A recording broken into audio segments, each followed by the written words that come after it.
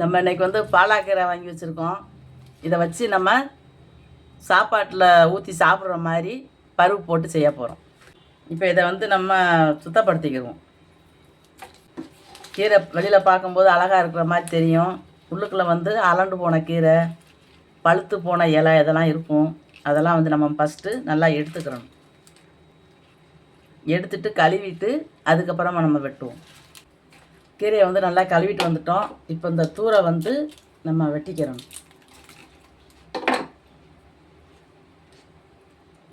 இது வந்து நல்லா அந்த இலை வந்து சடக்குன்னு உடைக்க வரும்.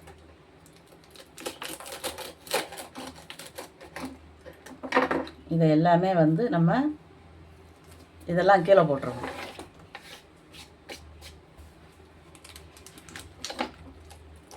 பொடி பொடியாக வெட்டிக்கிறோம்.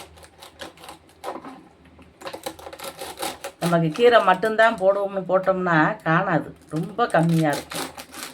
ஓரளவு நமக்கு வந்து இந்த இதெல்லாம் நல்லாவே கொழுந்தாக இருக்கிறதுனால சேர்ந்து வெந்துடும். பருப்போடு போடும்போது நல்லா வெந்துடும்.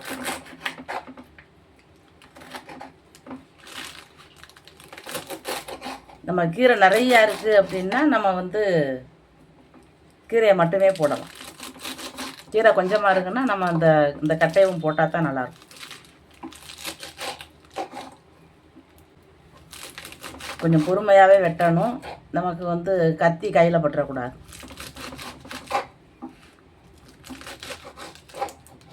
இந்த பாலாக்கீரையை வச்சு நம்ம பல வகையில் செய்யலாம்.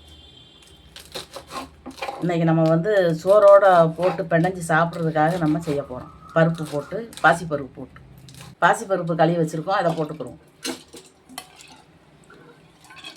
நல்லா ஒரு 2-3 கழுவிட்டோம்னா அந்த பருப்போட வாடை போயிடும்.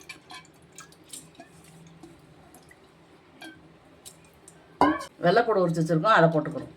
பச்சை மிளகாய் கறி வச்சுருக்கோம், அதையும் போட்டு. தக்காளி, வெங்காயம் வெட்டி வச்சுருக்கோம். இது எல்லாமே வந்து நம்ம அந்த பருப்போட வேக போட்டுற போகிறோம். கொஞ்சம் மஞ்சள் பொடி போடுவோம். இப்போ நம்ம பருப்பு வேகிற அளவுக்கு தண்ணி ஊற்றிக்கிடுவோம். தண்ணி ரொம்ப ஊற்றிட வேண்டாம். நம்ம ஒரே ஒரு விசில் தான் வைக்க போகிறோம். ஒரு விசில் வச்சு அடுப்பை ஆஃப் பண்ணிவிட்டு ஒரு 10 நிமிஷம் கழித்து குக்கரை திறந்து பார்ப்போம். இப்போ நம்ம வந்து ஒரு விசில் வச்சுருந்தோம். பருப்பை திறந்து பார்ப்போம். 10 நிமிஷத்துக்கு மேலே ஆயிடுச்சு.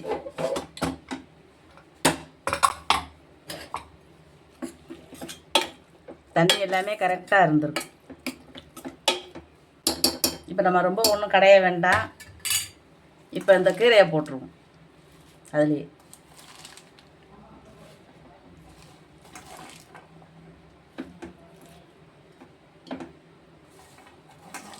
இது அந்த கீரையிலேருந்தே தண்ணி நிறையா வரும். தண்ணி ஊற்றாமலே வேக வைப்போம். இதுக்கு எந்த அளவு காணுமோ அவ்வளோக்கு உப்பு போடுவோம். உப்பு ரொம்ப போட்டுறக்கூடாது. நம்ம பருப்பு எல்லாம் போட்டிருக்கிறதுனால இவ்வளோ உப்பு சரியாக வரும். பருப்பு போடாமல் கீரை மட்டும் வச்சோம்னா ரொம்ப கம்மியாக போடணும் உப்பு. இப்போ நம்ம வந்து மூடி வைக்க போகிறது கிடையாது. இதுலேயே நம்ம வந்து வேக வச்சுருவோம். இந்த தண்ணி இருக்கிறதுனால எல்லாமே வெந்து ஓரளவு கட்டியாக வந்துடும். ரொம்ப தண்ணி காணலைன்னு தெரிஞ்சால் கொஞ்சம் தண்ணி ஊற்றிக்கலாம். கொஞ்சமாக கூட தண்ணி ஊற்றிக்கிடுவோம். நம்ம வந்து சாப்பாட்டில் ஊற்றி சாப்பிட்றதுனால கொஞ்சம் தண்ணி ஊற்றிக்கிறோம். நல்லா வெந்து வரும்போது ரொம்ப கம்மியாயிடும் இந்த கீரை. அந்த பருப்போடு கரெக்டாக ஆயிடும். கொஞ்சம் வேகட்டும். இந்த கீரை வந்து நமக்கு தண்ணி கொஞ்சங்கானு தான் ஊற்றணும். அந்த கீரையில் உள்ள தண்ணியே இவ்வளோ வந்துடுச்சு. கொஞ்சம் அடுப்பை கொஞ்சம் நல்லா குறைச்சி வச்சுக்கிறணும். நம்ம ரொம்ப வச்சிட்டோம்னா ஏக தெறிக்குது. இப்போ இந்த பருப்பு கடையில் மற்ற வச்சு லேசாக அப்படி கடையும். நமக்கு அடுப்பு எரிஞ்சிட்டு தான் இருக்குது. இருந்தாலும் பரவாயில்ல, கொஞ்சம் கடைஞ்சோம்னா இந்த கீரை வந்து பருப்போடு ஒன்று சேர்ந்துடும். இல்லைன்னா இந்த கீரை மட்டும் தனித்தனியாக இதெல்லாம் நிற்கும். ரொம்ப கொலன்னு கடைய வேண்டாம். ஓரளவு கீரையை வந்து இப்போ தாளிக்க போகிறோம். கடுகு போட்டுக்கிறோம்.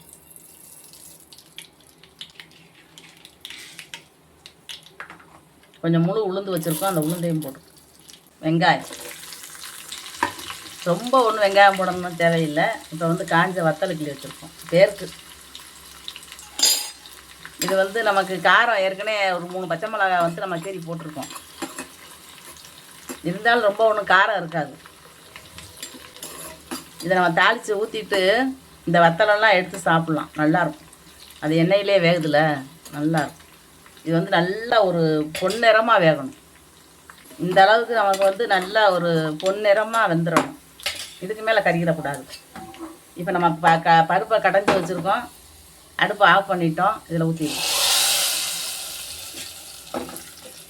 இது வந்து நல்லா இருக்கும் சாப்பிட்றதுக்கு. ஒவ்வொரு கீரையும் ஒவ்வொரு டேஸ்ட்டில் இருக்கும். இந்த கீரை தான் இப்படி இருக்கும்னு சொல்ல முடியாது. ஒவ்வொரு கீரையும் ஒவ்வொரு மாதிரி இருக்கும். இப்போ நம்ம வந்து சாப்பாடு வச்சு சாப்பிட போகிறேன். அதுக்கு நம்ம கீரையை ஊற்றிக்கிறோம்.